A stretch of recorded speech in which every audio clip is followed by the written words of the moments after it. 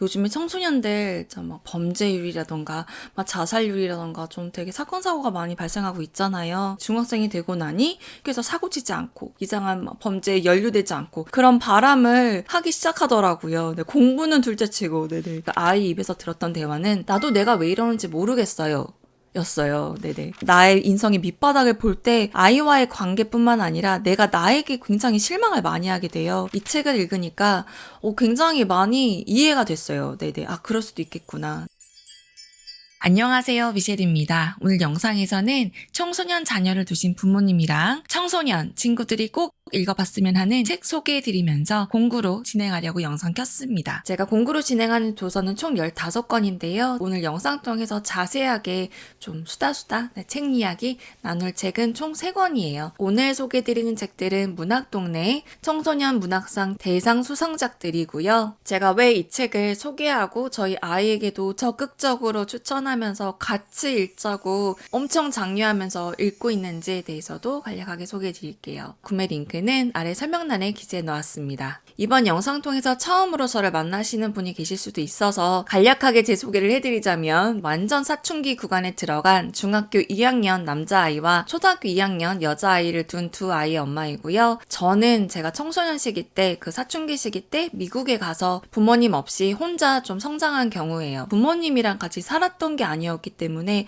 뭔가 이렇게 불만을 막 토로를 한다거나 엄마 아빠랑 싸운다거나 그런 시기란 자체가 거의 없었기 때문에 그래서 저는 저희 아이랑의 이런 관계가 굉장히 생소하고 이걸 어떻게 될지도 모르겠고 그런 느낌을 받을 때가 많거든요. 그래서 의도한 건 아니었지만 본의 아니게 이제 아이에게 추천하고 싶은 책들을 이제 하나둘씩 읽어 나갔던 게 이제 청소년 문학 작품들이었고 그러면서 느꼈던 게 이제 이 책은 물론 청소년 친구들이 읽으면 그 친구들 읽으면 너무너무 좋은데 부모님 역시 같이 읽어 나가시면 우리 아이의 마음 정말 이해할 수 없는 이 행동들을 이해도 굉장히 많이 되고요. 이 책들을 아이들이 본다면 이 이야기를 통해서 자기 내면을 깊숙이 들여다볼 수 있는 계기가 될 수도 있고요. 아직 확고하게 자기만의 철학이 있다거나 그런 건 아니잖아요. 그걸 형성해가는 과정에서 이런 책들이 정말 굉장히 도움이 되겠다라는 생각이 들어서 저희 아이에게 하나둘 소개해주는 김에 영상 통해서 이 책들 소개도 해드리고 감사하게도 공구로도 진행을 할 수 있게 되었습니다. 아이들이 청소년이 되고 나면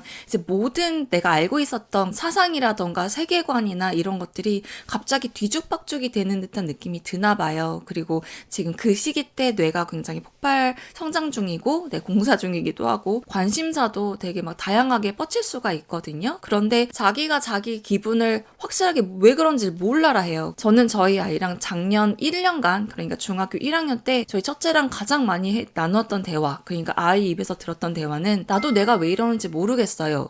였어요. 네네. 공부의 중요성은 둘째치고 너의 진짜 마음이 무엇인지 너 스스로의 마음 챙김? 헤아림?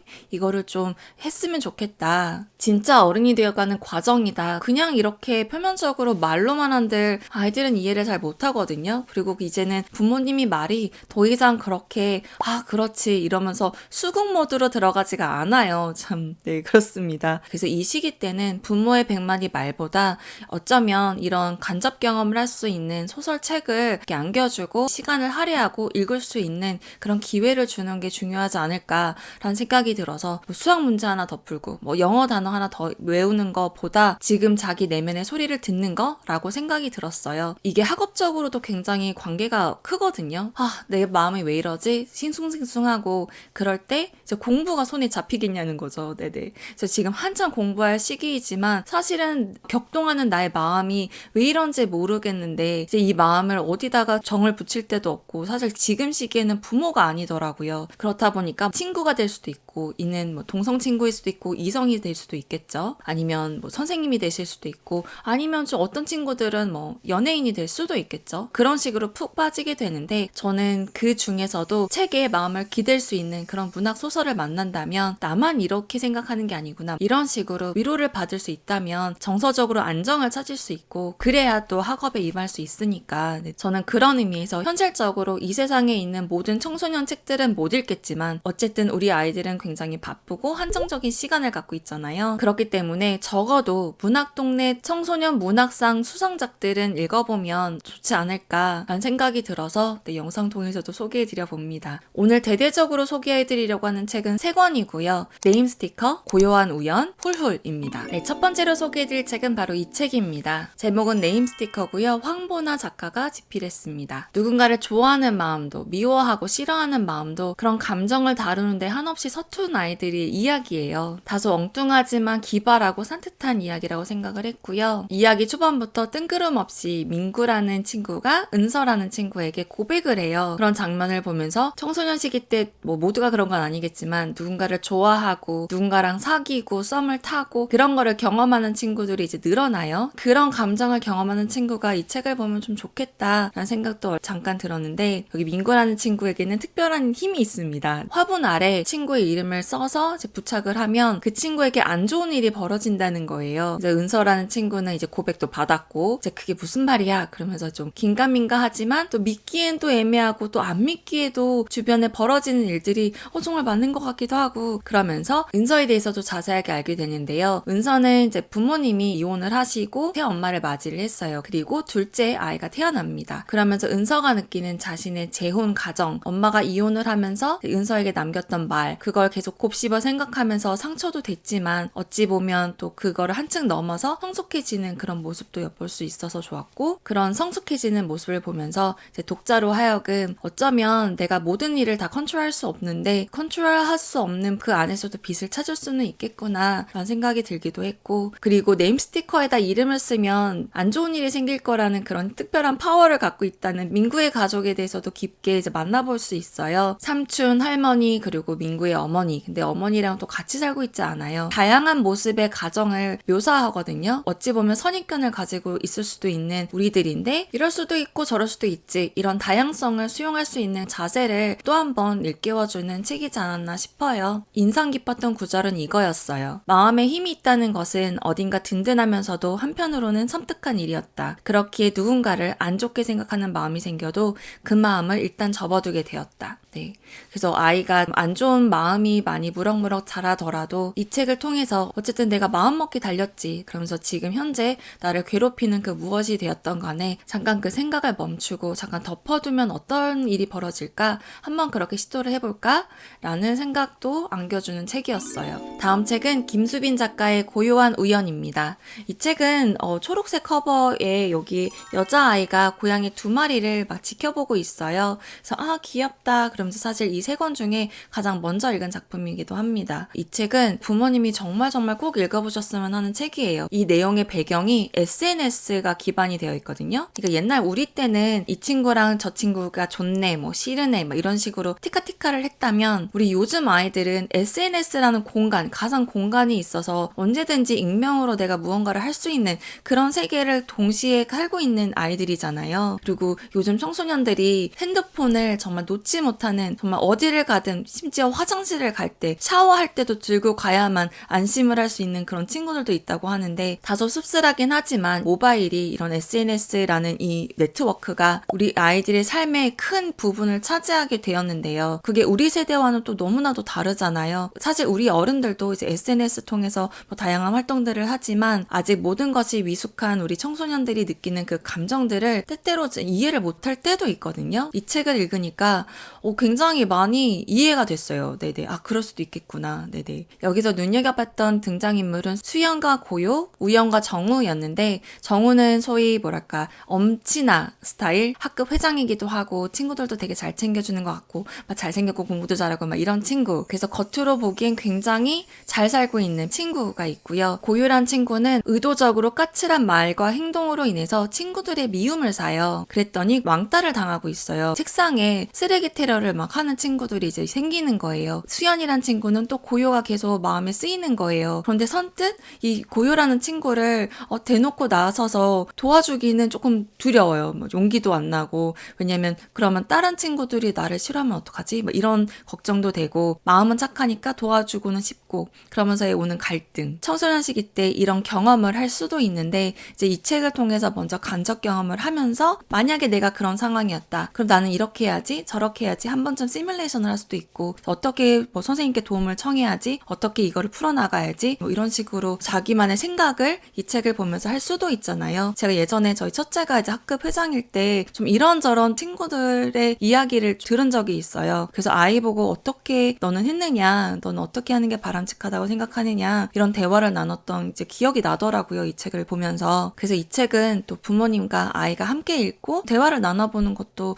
되게 좋지 않을까라는 생각도 들었어요. 부모 세대들은 이해를 못하겠네, 왜 자꾸 이렇게 SNS에 목매여 있는 거야? 라고만 하면 이 아이들은 정말 어디에다가 속 시원하게 얘기할 수가 없잖아요. 어쩌면 익명으로라도 누군가랑 대화하고 이해받고 소통하고 위로받고 이런 감정을 느끼고 싶은데, 지금 이 시대에 SNS라는 것이 있기 때문에 이런 새로운 소통 방식이 그들의 문화가 된 것은 아닌가. 그래서 그거를 무조건 하지 말라고 한다거나 안 좋게 보는 것보다는 우리도 수용하고 적절한 바람직한 관계가 무엇인지, 적절한 SNS 활용이라던가 친구들 간의 공감, 우정, 관계 이런 것들을 모두 다 고민하고 있구나. 그리고 겉으로 보기는 다 되게 잘 살아 보이지만 다 개개인이 이런 고민들을 가지고 있을 수 있구나. 그래서 내가 내 마음을 좀 잘 다스려야겠구나 라는 생각을 하게 되지 않을까 라는 생각이 들었고요. 그리고 여기서 나왔던 구절 중에 또 마음이 와닿았던 문장이 있는데요. 수연이와 고요가 SNS상에서 대화를 나누어 중에 고요가 우리는 절대 실제로 만나지 않았으면 좋겠다고, 지금 이 상태가 너무 좋다고, 이렇게 익명으로 서로 알고 지내면서 자기가 하고 싶은 그런 속내를 터놓고 얘기할 수 있는 그런 상대가 있다는 게 너무 좋다, 이런 뉘앙스로 얘기를 하는데 되게 마음 한켠이 되게 짠하고 아리더라고요. 어쩌면 우리 아이들이 그런 상황이지 않을까라는 생각이 들었어요. 마지막으로 소개해드릴 책은 문경민 작가의 훌훌입니다. 이 책은 제가 정말 펑펑 울면서 읽었어요. 네네. 정말 한 자리에서 정말 단숨에 읽을 수 있는 엄청난 플롯을 가지고 있는 책이고요. 여기서 계속 등장하는 서정희 씨. 근데 이 서정희 씨가 너무 궁금한 거예요. 유리라는 친구, 그리고 할아버지랑 같이 살거든요. 그런데 할아버지의 딸은 서정희 씨고, 서정희 씨가 유리를 입양을 했는데 근데 서정희 씨는 떠났어요. 그래서 유리는 할아버지랑 살아요. 그러면서 유리는 계속 막 다짐을 하는 거죠. 정말 공부를 열심히 해서 이 집을 떠나리라 이러면서 악착같이 공부를 합니다. 그러면서 아이가 드는 생각과 감정이 교차하는 그런 것들을 이제 독자가 다 보잖아요. 이게 정말 이 마음을 엄청 울리더라고요. 그러다가 사고가 나요, 서정희 씨에게. 그러면서 알고 봤더니 서정희 씨에게 또 아들이 있어요. 근데 아들이 갈 곳이 없어서 할아버지와 유리네 집으로 와요. 그러면서 이제 벌어지는 이야기인데요. 이 책은 정말 처음부터 끝까지 작가의 필력에 매료돼서 봤던 책이고요. 얼떨결에 연우도 이제 돌보게 되는 거예요. 그 와중에 할아버지는 또 아프셔서 자꾸만 사라지시고, 유리 입장에는 피 한 방울 안 섞인 연우라는 애가 집에 와서 고등학생이니까 학교도 가야 되죠. 연우는 초등학생인데 얘도 챙겨야 되죠. 그러면서 막 밥도 해야 되죠. 공부도 해야 되죠.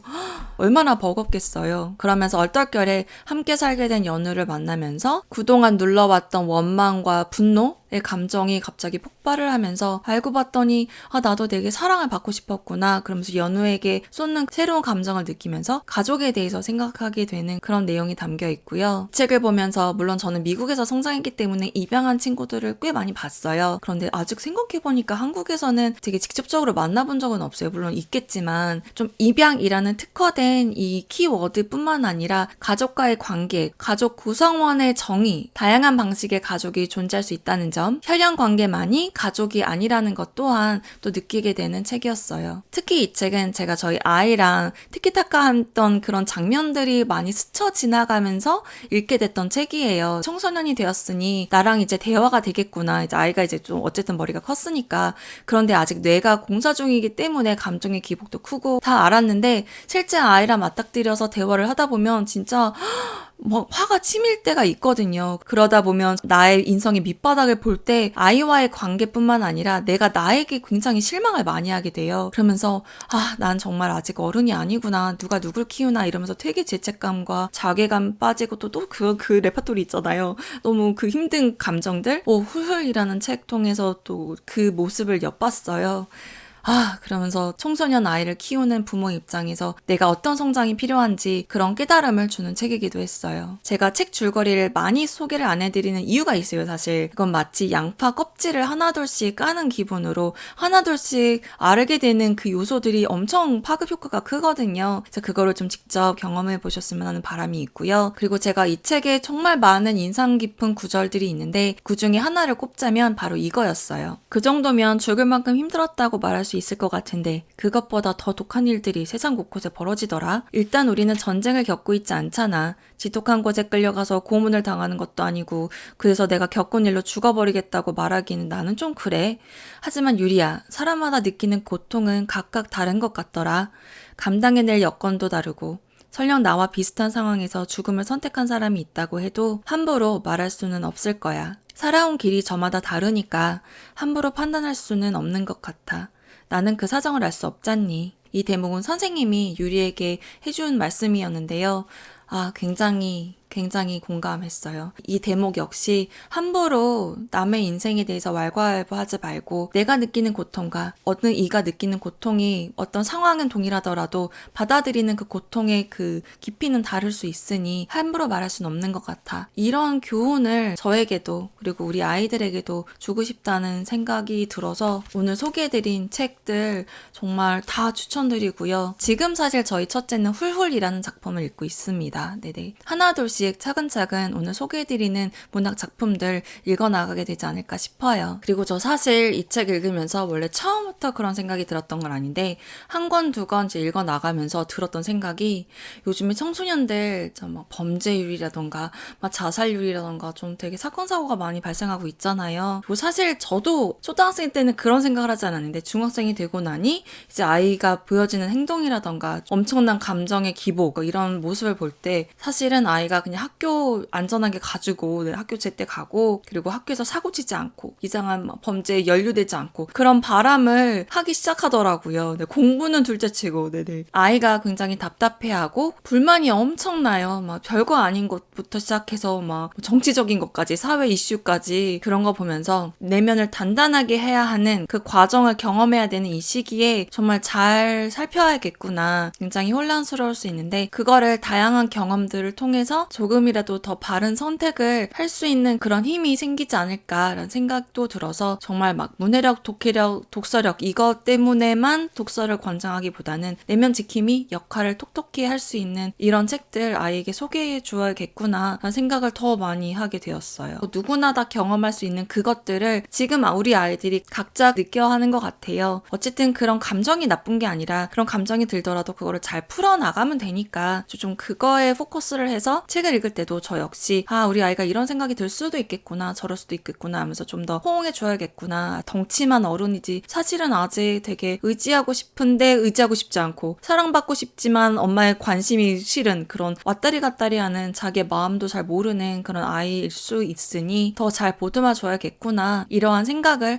하게 해준 책들이었어요. 오늘 영상은 여기까지고요. 오늘 영상 통해서 청소년 대상 수상작들 소개해드리면서 공부로 진행해 보았습니다. 충분히 독자의 마음을 사로잡을 수 있는 수상작들이고요. 매력 넘치는 이야기로 부모도 청소년도 함께 공감하고 몰입도 엄청 높고요. 매끄러운 문장과 촘촘한 플롯에 또 한 번 감탄하면서 봤던 책이에요. 청소년 친구들이 이 시기 때 이런 책들 만나면서 좀 공감과 위로와 자기 마음 챙김 이런 과정을 경험할 수 있길 바라겠습니다. 끝까지 시청해주셔서 감사드립니다. 저는 또 다른 영상 통해서 찾아뵙겠습니다. 모두 건강하세요. 감사합니다.